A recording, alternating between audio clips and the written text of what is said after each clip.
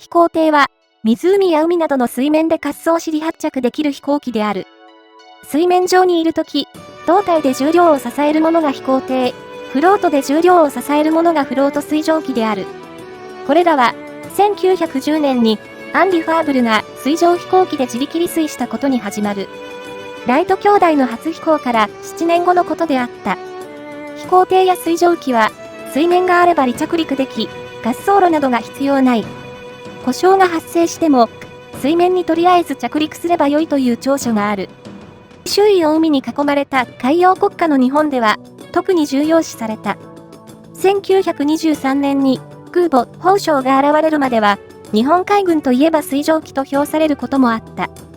第一次世界大戦で連合国として参戦した日本は、戦後、南洋諸島の委任統治をすることとなり、そこへの移動や周辺の哨戒、偵察活動にも利用された。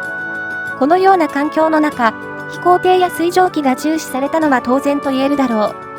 う。日本の航空技術は、当初、欧米から学んだ後、国産化を進めて技術発展を遂げた。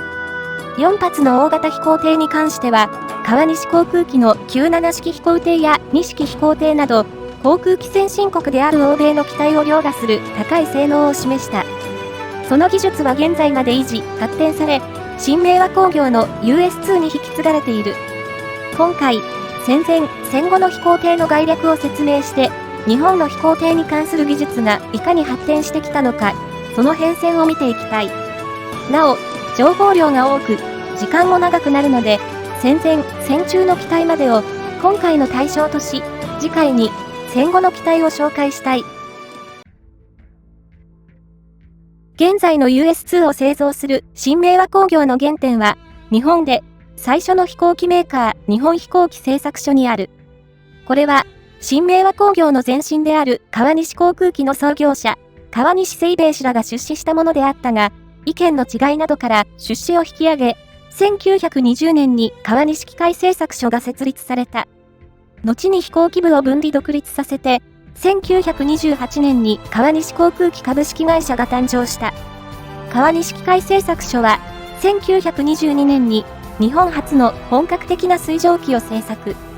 日本海軍は川西航空機に飛行艇の技術を習得させるため、1929年、飛行艇技術が最も進んでいたイギリスショート社に哨戒飛行艇を発注し、川西航空機の技師をショート社に送り込んだ。当時は、完成品を購入するのではなく、開発要求書を送り、設計させるという手法であった。これは、後に旧礼式2号飛行艇と命名される複用3発の大型飛行艇である。川西航空機は、ショート社の技術者、作業者を10人呼び、1年半にわたり製造、設計技術を学んだ。この時に学んだ技術者の中に、後に2式飛行艇などを設計する菊原静雄が、入社早々の見習い社員として参加していた。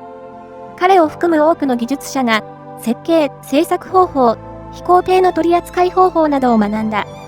新しい奇抜なものではなく、シンプルで頑丈な構造を求めるイギリス流の設計手法が、菊原の考え方とあった。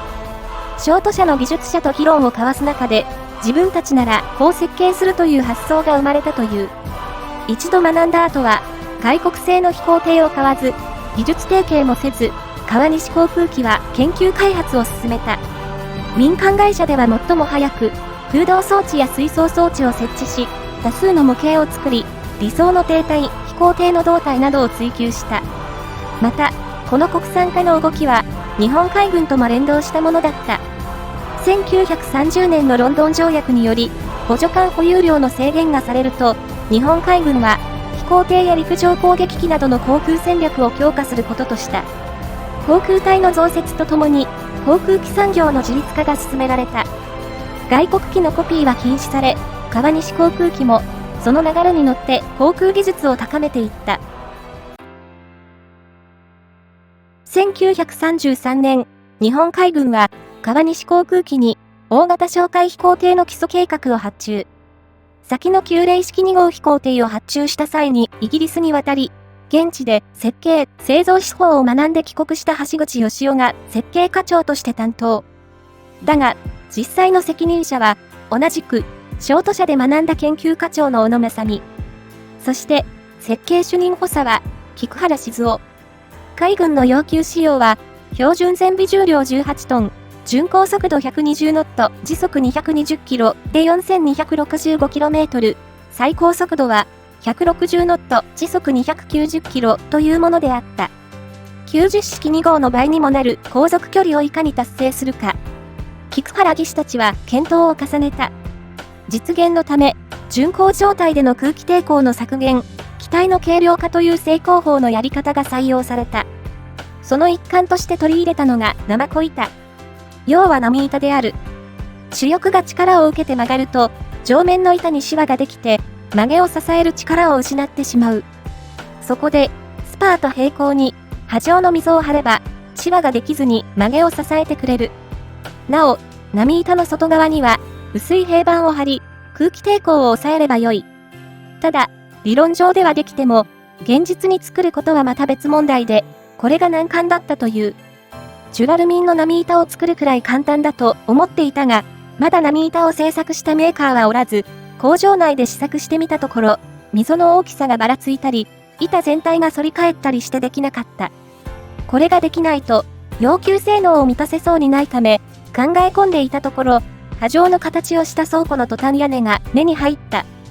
それを作っている町工場の加工方法を聞き、参考にしたところ、2年かかったが安く作ることができたという。次の課題は、40メートルもの細長い主翼を、どのように飛行艇の胴体、すなわち艇体に固定するかであった。構造を強固にすると、重くなってしまう。菊原技師が考えた対策は、前後に組んだ三角形の支柱で、艇体と主翼をつなぐことだった。主翼に艇体がぶら下がるパラソル型にした。主翼を上下に支えるだけでなく、左右やねじれるのを支えているのも、この支柱である。艇体側面と主翼中央をつなぐ細長い支柱は、X 字にはなっておらず、上下方向のみを支えている。周囲の技術者は、これでは華奢すぎるとして反対したが、菊原は自説を譲らなかった。艇体の底の形状も難題であった。飛行艇は、離着水時に事故が起きやすく、艇体の形が不適切だと、水の抵抗が大きくなり、離水ができなくなる。着水時にしぶきが飛び、プロペラや艇体などを損傷する。当時は、水力学的な研究が不十分で、飛行艇の艇体は、経験に頼って設計されていた。そこで、菊原たちは、80もの模型を作り、水槽実験を行った。夏の暑い日も冬の寒い日も、1年半にわたり実験を行い、大量のデータを収集し、艇体底面の形状が決定された。以上のように、旧例式2号飛行艇で学んだことをベースにして、新たな手法、設計を取り入れて開発された97式飛行艇は、設計者も驚くほどの上昇力を示し、小型機のようにぐんぐん上昇していったという。航続距離やその他の性能も、計算結果をかなり上回り、実現不可能な要求を突きつけがちな海軍の要求仕様を上回っていた。97式は、1943年まで計215機が製造され、南洋諸島を結ぶ航空会社にも利用された。後述する2式飛行艇の方が有名で大きく取り上げられがちであるが、97式は新たな考えやコンセプトが取り入れられ、後に名設計士として名を馳せる菊原静雄の設計思想を確立した機体であった。本人も特に思い入れが強く、酒の席で思い出話をするときは、97式を話題に挙げ、生き生きと子供のような目をして語ったという。航空機先進国の期待をもしのぐ性能を持つ97式飛行艇に満足した日本海軍は、さらに優れた性能の飛行艇を求めた。1938年8月、海軍から出された13式大艇の要求性能は、最高速度240ノット、時速445キロ以上、巡航速度160ノット、296キロ、航続距離は4000海里、7400キロ。菊原技師は、この時、連絡係、主任設計者となり、多くの部下を動かす立場となった。これまでに世界中で開発された飛行艇の設計値と比べても、異常に高い性能が求められたことに対し、菊原は、頭を抱えるのではなく、さらにやる気が湧いたという。いかにして、この航続距離を実現するか。菊原は、考え方としては97式と同じで、より洗練された空力設計が必要だと思った。曲げ、ねじれを支柱で支えるのではなく、主翼で支える単葉肩持ち翼形式を採用。空気抵抗を減らし、航続距離の延長にもつながった。また、徹底した軽量化をすることにした。主翼には、波板構造を引き続き採用。尾翼は、安定性と操縦が可能であれば良いと、他の飛行艇と比べると、小さなものを採用し、軽量化した。空気抵抗を減らし、自重も減らすため、当初設計では、艇体の幅を狭く、高さも低く、当時の標準的な艇体よりも 20% ほど小さくした。しかし、水上滑走試験をすると、しぶきが高く上がり、プロペラが曲がってしまった。重量が同じとすると、艇体が小さいほど、しぶきは高く上がってしまう。要求性能の実現のためにしたことで悪影響が出てしまったのだ。そこで考案されたのが、しぶきを高く上げないため、艇体の前部に鰹節と名付けたスプレーストリップを設置することだった。これにより、しぶきの高さは約半分に抑えられた。同時に艇体全体を50センチかさ上げして、しぶきの影響を抑えた。以上のような工夫をした結果、2式飛行艇が完成し、1942年2月に正式採用が決定。航続距離は3950海里と要求性能の4000海里にはわずかに足りなかったが了承され、終戦までに167機が製造された。実現困難かと思われた飛行艇を無事完成させ、一件落着。かと思いきや、戦争が始まるとある問題が報告された。それは、高速で水上滑走中に機体が上下に繰り返し動くポーポイズ現象が起きることがやや多くなったこと。